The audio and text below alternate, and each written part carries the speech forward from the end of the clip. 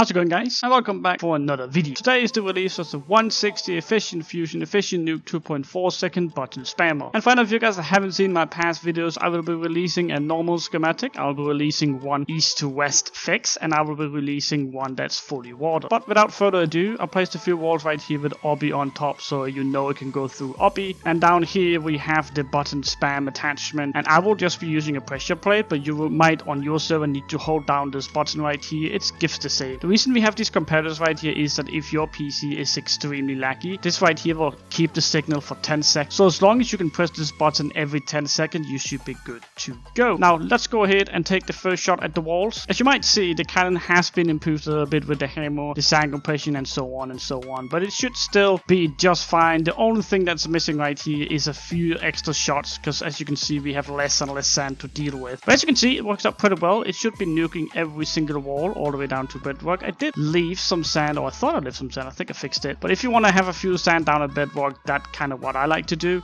then feel free to do so as well. But as you can see, it worked out pretty perfect. Nukes every single wall without any mistakes, which is always nice. Now coming over to the cannon while this one here is firing, as you can see, we're using quite a lot of sand already. It's only halfway down already. So what I'm going to do is I'm going to quickly stop it and fill it up with sand and let it run a few more times, and then we can go in and talk a little bit more about the cannon. As I said before, this cannon here uses a button spam attachment, and as you can see right here, we have this comparators right here. As I told you, gives out a 10-second pulse that goes into a piston that has a clock on it that extends out every 2.4 seconds. You can see right here, it goes out, and then the delay for going in and out is 2.4 seconds. From that signal, we have a pulse going in right here, and before we can make it to a stone button pulse, it's important that we cut it all down to a quick pulse, because after a quick pulse, we know exactly how many repeaters it has to take before it gets to a normal stone button pulse. And over here we have 2.4 seconds going out every single time. Coming over to how this is possible, we are looking at JustVape's video he posted quite a while ago. People have not really been using this system right here because they couldn't find the sand compression fast enough. When I released this one here, we made it 2.4 sec with one single sand compression, when normally you had to have 2 or 3 sand compressions. Now this right here was a great game changer in factions. I've seen many people use these types of sand compressions now, and many people have messaged me they had a successful rate with the one of these cannons right here, so that's always nice. Coming back to JustVape's system right here, we have TNT falling down,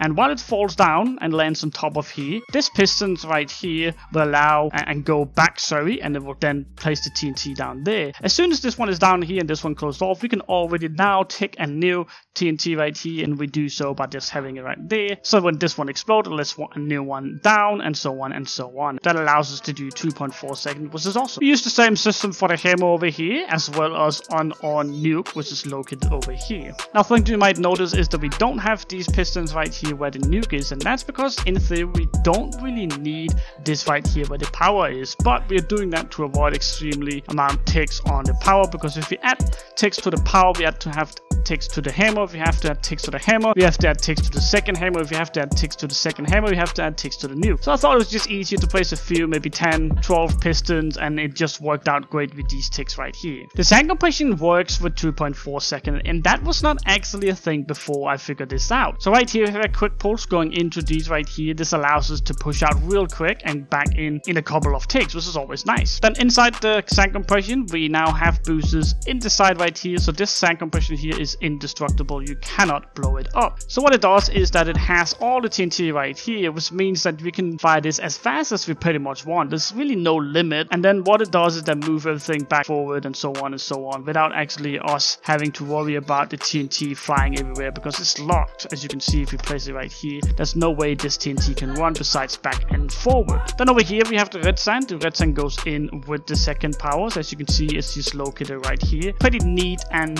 clean redstone right here. Then over here we have the trapdoors and the Y right here. This is an adjustable barrel, which means you can go ahead and place a block right here, then it will shoot down here. You can also extend it out like this, and then it's going to shoot right here. So it can do all kind of things right here with this adjustable barrel. It's just up to your imagination where you want to shoot. Down here we have our second hammer. This one right here is working along with the nuke right here. As you can see, it's a game check nuke. So we use this right here to take in with the power, the hammer and the second power. wall, while the nuke here goes in with the sand, and I'm pretty sure you know how all that works, but this right here is the efficient nuke. Coming on to the last piece of this video right here, let's go ahead and take a quick look how this one looks like, and as you can see, nuked every single wall. Not really sure how that hole got there. Maybe it's because it's dry on one side, no clue, but it would have gone through the last wall right here. As you can see down there, it did actually nuke a little bit. Maybe we ran out of sand, not really sure about that, but it works 100%. I've had many people message me, said that it worked 100%. I did also see some complaints, but I fixed that with the trapdoor right down here. If you have